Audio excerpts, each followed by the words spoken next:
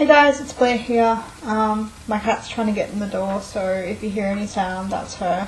And it's very hot and muggy and not a good day. Well, it's been a good day, but my partner has really bad allergies. I have some allergy problems too, so my head's just everywhere.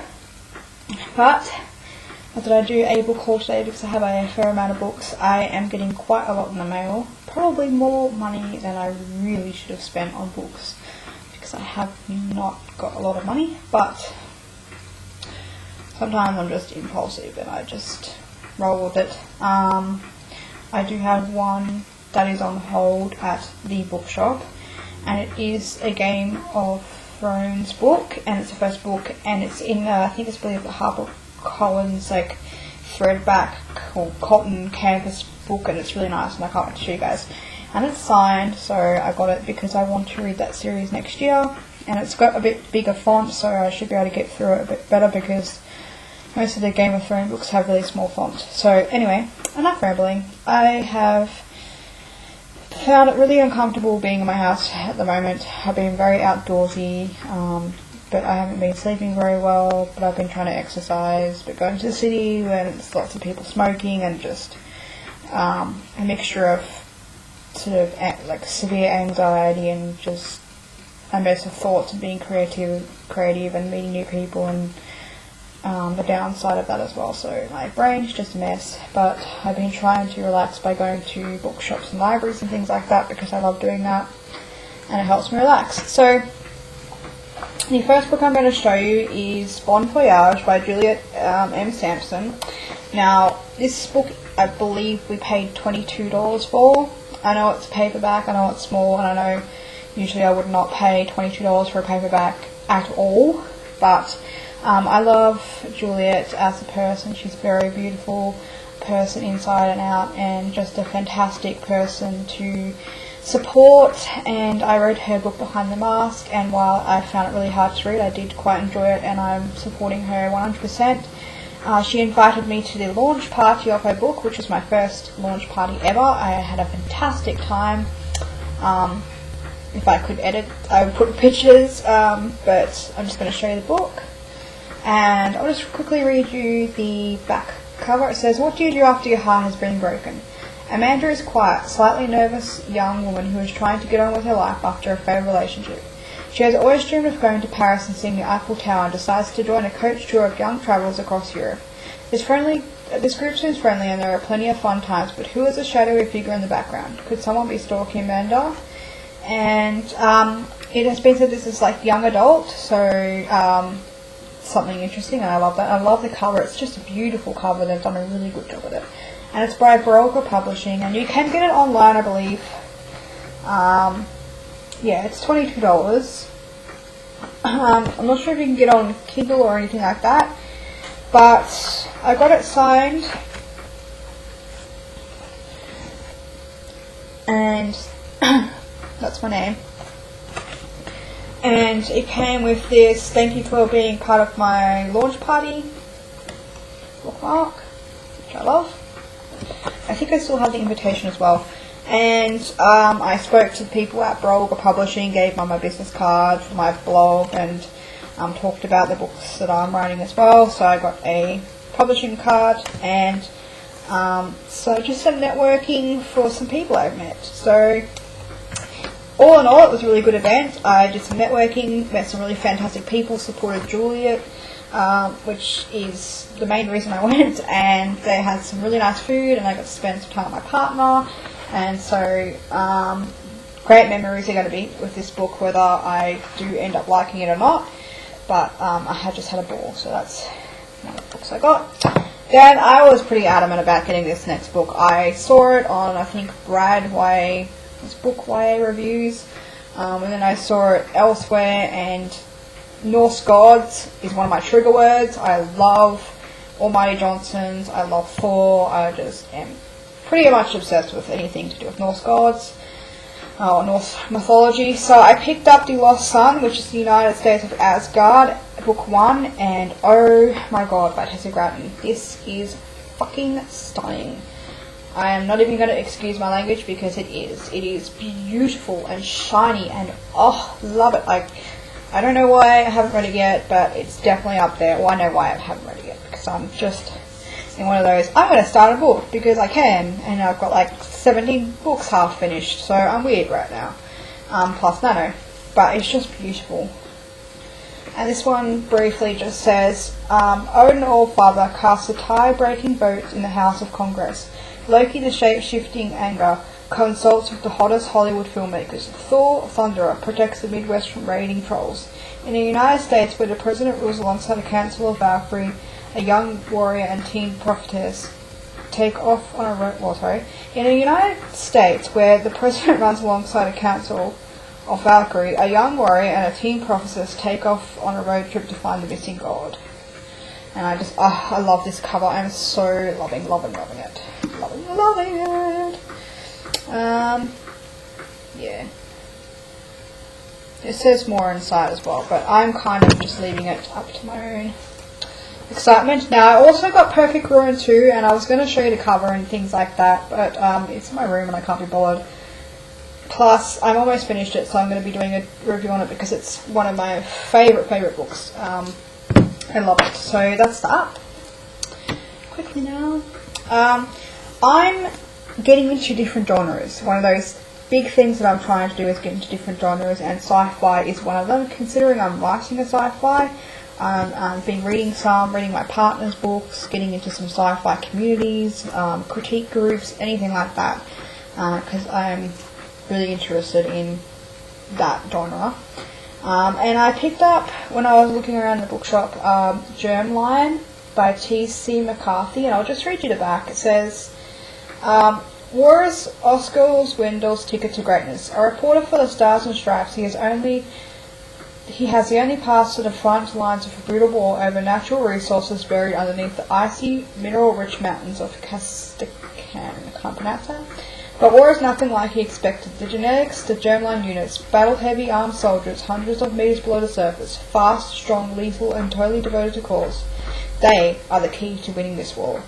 The genetics are more than simple weapons, though, and playing with the human genome can have unforeseen consequences. And it says at the top here, germline, the genetic material contained in a cellular lineage that can be passed to the next generation. Also, a secret military program to develop genetically engineered super soldiers. Slang. Now, a year ago, this would be like, whoa, am I going to read this sort of thing? Yes, I am going to read it, because I read the first page and I really liked it. So, and Germline is the first in a trilogy of novels that will tell the story of this future war through the eyes of 3 different combats. Look out for book 2 of the Subterranean War trilogy, Exogene. And I sort of peeked at Exogene 2, and yeah. It's very, like, the cover is not something I would go for, but the premise and everything sounds really good. And like I said, I'm writing a sci-fi, and I've had to really learn a lot of different things, and change my perspective of how I read, what I read, things like that. And I'm loving it so far. I'm loving the experience. So definitely looking forward to reading this one. And then from the library, I went to my city library, which is about 45 minutes away, because I've been going to the city every day, exercising, drinking tea, being a wanderer of the city, I guess. And I joined, and because I didn't have photo ID, I can only borrow 2 books, and I'm going to leave it that way, because otherwise you're allowed to borrow 50 books, and I do not want me running around the city being able to borrow 50 books, because I would be going insane. And they have the best YA section I have ever seen in a library in my life, and I'm so glad I can only borrow 2, because I could have at least brought 3 shelves home with me the other day, but I didn't. So restraint. The first book I picked up is Blood by C.J. Wignall. Life, Death and Destiny. I've not heard about this book before. I'm not sure when it was published. I'll just check. I've heard the name though. 2011. And it's about vampires. And it's got a sexy man on the cover. And the first little bits that got me intrigued was, I'll just read you the first part of it. It says, "We burned the witches in 1256. It was the last time. I really enjoyed a fire, not because of the witches, you understand, even though I was for burning them at the time. Just the pleasure of the flames dancing in the night sky and filling the land with their orange glow."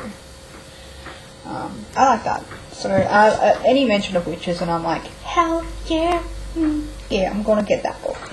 Which is the second book that I picked up is Once a Witch by Carolyn McLeod.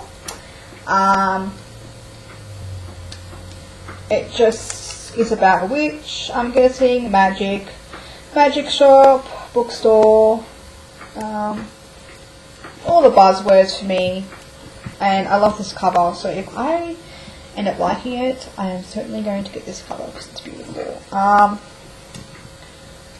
It says here, Tasman Green comes from a long line of witches, and on the day she was born, her grandmother proclaimed she would be one of the most talented among them, but Tasman's magic never showed up.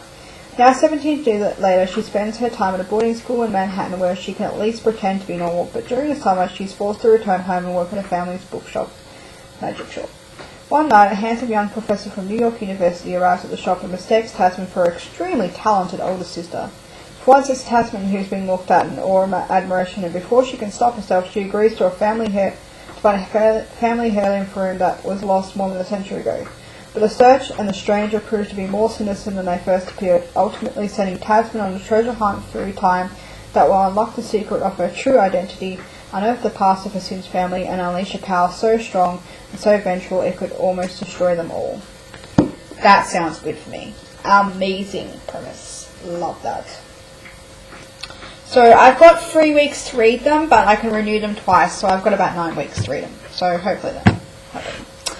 Then today I went to the shop, and I probably shouldn't have gone there at all. That's where the Game of Thrones book comes into play, because my partner pulled it off the shelf. I looked at it, and I was like, I want that. Almost bought it. And then I would have been completely broke, and probably had to take some money out of food money. I'm not going to lie to you guys, sometimes in the past I have been very, very impulsive and taken money out of the food money and survived on noodles so that I could buy books. So I'm a little bit weird like that. So that's kind of what happened today a bit. No, we still have money for food and everything like that. So it was okay. It just means that I don't get to go out for a couple of days, so that's okay with me. Means I don't get to go to the city for a couple of days, which is worth it because the books I found were amazing. The first book that I picked up is The Glamour of Grammar, A Guide to Magic and Mystery of Practical Injury. Practical Injury? Oh my god, what have I been smoking? Nothing, by the way. Of Practical English by Roy Peter Clark. Now, I went through my book collection yesterday, and I actually have his book Writing Tools there. And I've had that on my shelf probably since I was about 16, 17, and still haven't read it yet. But he has a couple of books on different subjects to do with, English and learning and craft and writing and things like that. And one of the things that when I got my feedback was that I need to learn grammar and sentence structure. So I got this book and leafed through it, and it has a lot of it covers a lot of those sort of things. So I picked up that, and it's got a nice buttery cover, and it will go with my other one on the shelf really nicely. I could have got the hardback for cheaper, but I saw it and I picked it up. And that one was $19.99.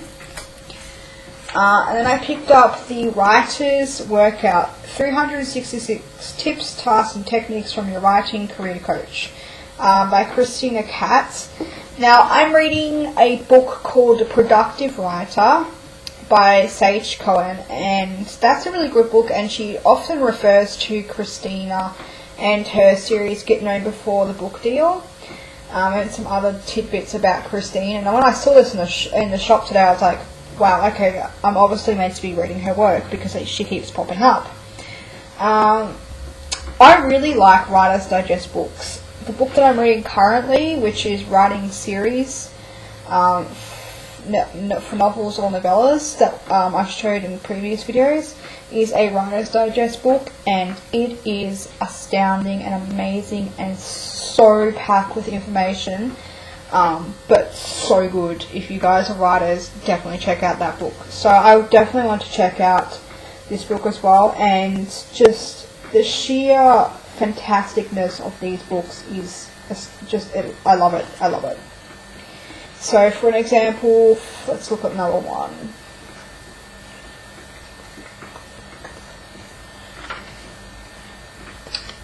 It has like a quote. So this one says, "Write like you breathe." And it has a quote, and it talks about things. Some have diagrams. Some have sheets like that you can work on and fill out.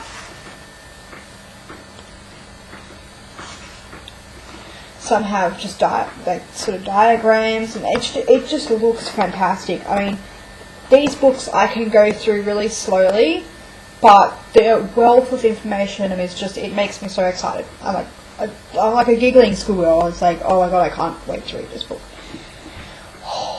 So I'm probably going to start reading a little bit of it at a time. It has 366 topics, so, and I am assured that there will be topics here that I will be making videos about. So yeah, that's another thing that I love about reading these kind of books.